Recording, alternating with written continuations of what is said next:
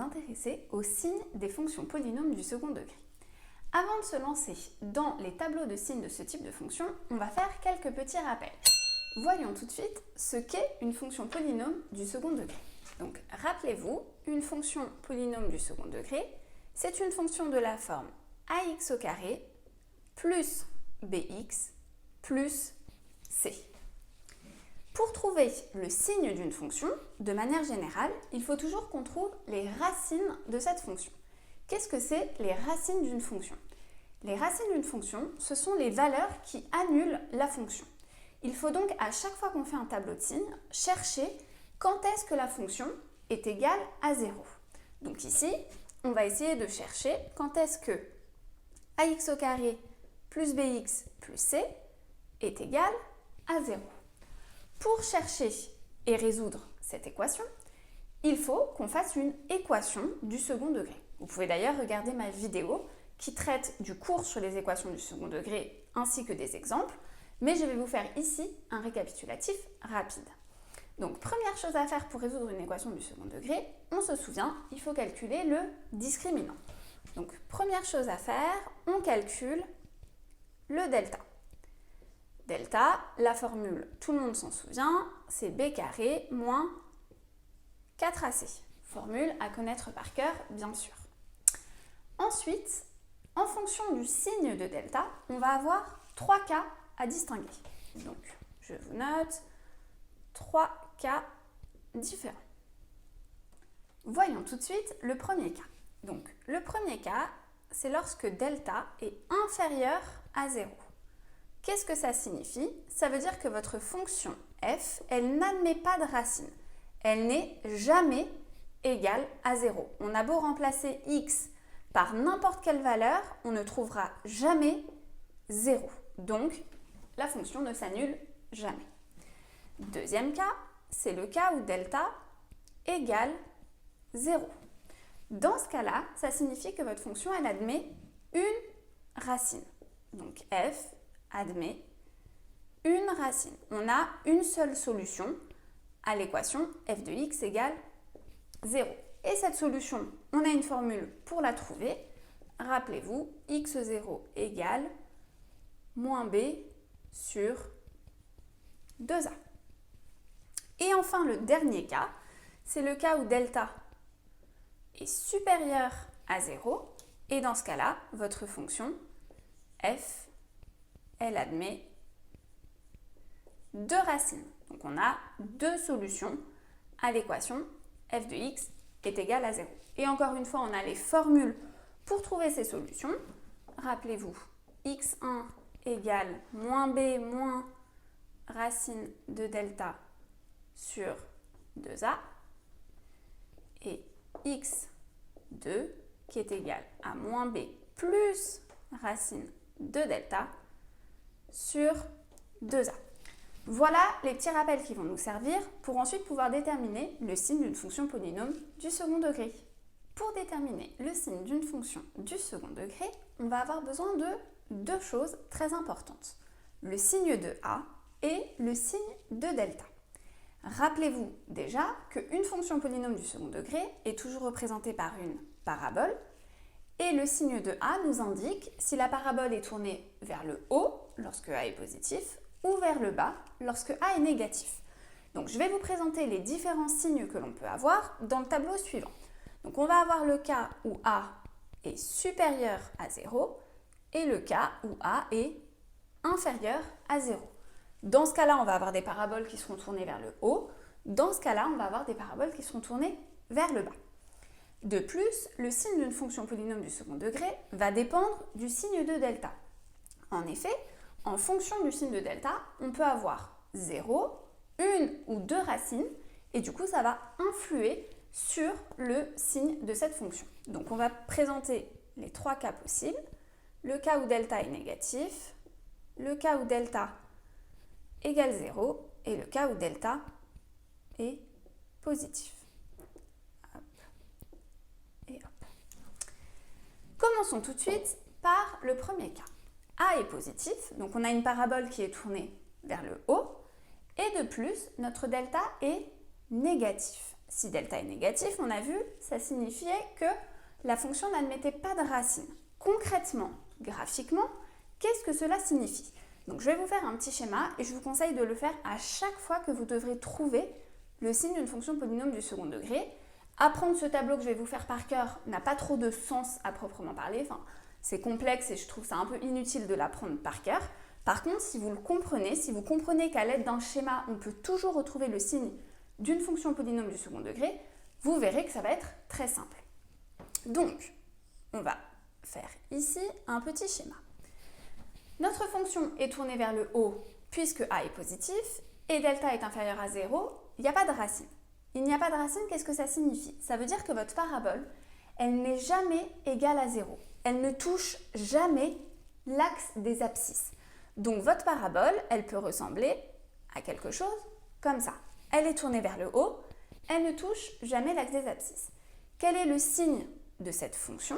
Cette fonction, elle est toujours positive puisqu'elle est toujours située au-dessus de l'axe des abscisses. Donc on résume ça dans un tableau de signes. On va mettre x, f de x, toujours défini sur moins l'infini plus l'infini, et on met un plus. Cette fonction est toujours positive. Passons maintenant au cas où a est positif, mais delta est égal à 0. Pareil, nous allons faire un petit graphique pour se représenter la situation. Donc notre parabole, elle est toujours tournée vers le haut puisque a est positif. Par contre, delta vaut 0, ce qui signifie qu'on a une racine. Donc votre parabole doit toucher une seule fois l'axe des abscisses. Je vais vous faire un exemple ici, où ma parabole touche une fois l'axe des abscisses, et elle touche l'axe des abscisses en x0. Je vais pouvoir faire maintenant mon tableau de signes. Hop. Donc on a toujours x, f de x, moins l'infini, plus l'infini. Et ici, notre fonction, elle s'annule en x0. Donc ça, il faut qu'on le place dans notre tableau de signes. Donc on met le x0, vous retrouvez par exemple 3. Et en dessous, on indique qu'en x0, la fonction vaut 0. C'est ça que ça signifie, ce 0 qu'on place ici. Et maintenant, on regarde le signe de cette fonction. La fonction, elle est au-dessus de l'axe des abscisses, entre moins l'infini et x0, mais elle reste au-dessus de l'axe des abscisses, entre x0 et plus l'infini. Donc finalement, cette fonction, elle est toujours positive. Passons maintenant au dernier cas, où delta est cette fois-ci supérieur à 0. On a donc deux solutions. Ça signifie que votre parabole coupe deux fois l'axe des abscisses en x1 et en x2. De même, nous allons faire le tableau de signes x, f de x moins l'infini plus l'infini. Mais cette fois-ci, on a deux valeurs pour lesquelles la fonction s'annule. On va devoir les placer dans notre tableau de signes. En dessous de ces deux valeurs, on indique que ça s'annule, donc on met les zéros. Et on va regarder l'allure de la courbe pour mettre des signes. Entre moins l'infini et x1, votre fonction se trouve au-dessus de l'axe des abscisses. Elle est donc positive. Entre x1 et x2, en dessous de l'axe des abscisses, elle est négative. Puis entre x2 et plus l'infini, elle repasse au-dessus de l'axe des abscisses. Elle est donc positive. Voilà les tableaux de signes dans le cas où a est positif. Voyons tout de suite le cas où a est négatif. Donc ça va être exactement le même principe que lorsque a est positif, sauf que cette fois-ci, la parabole va être tournée vers le bas. Donc si delta de plus est négatif, alors elle est tournée vers le bas et elle ne touche jamais l'axe des abscisses, elle est toujours située en dessous de l'axe des abscisses. Ce qui signifie que si on récapitule ça dans un petit tableau de signes, votre fonction ne s'annule jamais, donc on n'a pas de valeur à placer dans le tableau, et elle est toujours négative.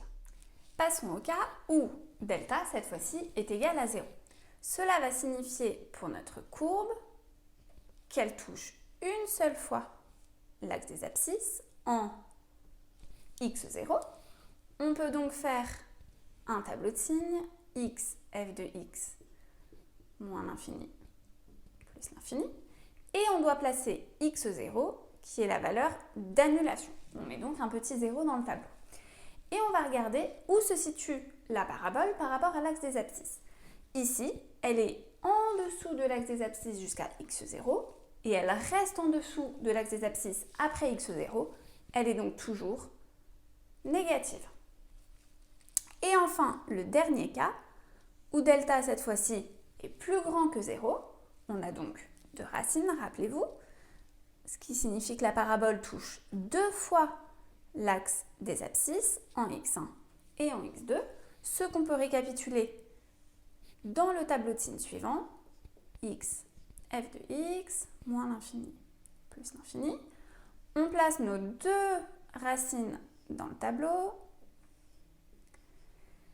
et on regarde la position de la courbe par rapport à l'axe des abscisses. Elle commence par être en dessous de l'axe des abscisses jusqu'à x1, elle est donc négative. Entre x1 et x2, elle est au-dessus de l'axe des abscisses, ce qui signifie qu'elle est positive.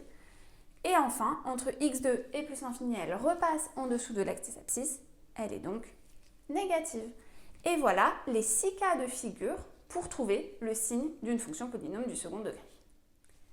Pour conclure, pour trouver le signe d'une fonction polynôme du second degré, vous devez toujours résoudre cette fonction polynôme du second degré égale à 0. Ça vous permet de trouver les racines de cette fonction. Puis, il faut faire un petit tableau de signes. Et pour cela, la meilleure technique, c'est de vous faire un petit schéma pour trouver la position de cette fonction par rapport à l'axe des abscisses. Ou bien, vous pouvez retenir la petite chose suivante, c'est qu'une fonction polynôme du second degré est toujours du signe de A, sauf entre ses racines. Je vais vous l'illustrer tout de suite. Ici, on est dans le cas où A est positif. La fonction, si delta est négatif, elle est toujours positive. Si delta est égal à 0, elle est toujours positive également, donc toujours du signe de A. Par contre, dans le cas où delta est supérieur à 0, comme on a un moment où on est entre les racines, eh bien à l'intérieur de ces racines, ça prend le signe inverse de A. Ce n'est plus du signe de A, mais du signe de moins A. Donc c'est du signe de A à l'extérieur des racines et du signe inverse de A à l'intérieur des racines. Ici, on voit que c'est tout le temps du signe de A, sauf ici, entre les racines. De même, lorsque A est négatif, c'est toujours du signe de A, c'est toujours du signe de A, sauf ici, entre les racines, où c'est du signe inverse de A. J'espère que cette vidéo vous a aidé à comprendre comment déterminer le signe d'une fonction polynôme du second degré. N'hésitez pas à regarder mes autres vidéos qui traitent des inéquations du second degré, pour lesquelles on a justement besoin de trouver le signe d'un polynôme du second degré.